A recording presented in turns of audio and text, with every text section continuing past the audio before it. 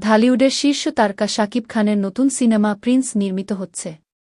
ছবিটি নিয়ে দর্শকদের আগ্রহ দিন দিন বাড়ছেই। এই সিনেমায় শাকিবের সঙ্গে অভিনয় করছেন একাধিক তারকা।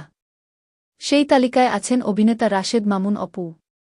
এর আগে নবাব এলএলবি সিনেমায় এই দুই অভিনেতা একসঙ্গে কাজ করে দর্শক মহলে প্রশংসিত হয়েছিলেন। সেই সফল সহযোগিতার পর ফের বড় পর্দায় তাদের একসঙ্গে দেখা যাবে প্রিন্স সিনেমায়। গেল ১ ডিসেম্বর ছবির প্রযোজনা প্রতিষ্ঠানের সঙ্গে আনুষ্ঠানিকভাবে চুক্তিবদ্ধ হন অপু।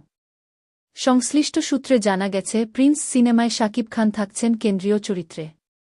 অন্যদিকে রাশেদ মামুন অপু অভিনয় করছেন গল্পের গুরুত্বপূর্ণ একটি চরিত্রে। এটি সিনেমার গল্প এগিয়ে নিতে বিশেষ ভূমিকা রাখবে। নির্মাতা মনে করছেন, এই চরিত্রের মাধ্যমে অপু আবারও নিজের অভিনয় দক্ষতার প্রমাণ দিতে পারবেন। প্রযোজকের সঙ্গে রাশেদ মামুন অপু এর আগে নবাব এলএলবি সিনেমায় রাশেদ মামুন অপুর অভিনয় দর্শকদের নজর কাড়ে। শাকিব খানের সঙ্গে তার রসায়ন এবং সাবলীল অভিনয় তখন প্রশংসা পেয়েছিল সমালোচকদের কাছেও। সেই ধারাবাহিকতায় প্রিন্স সিনেমাতেও এই দুই অভিনেতার অভিনয় দর্শকদের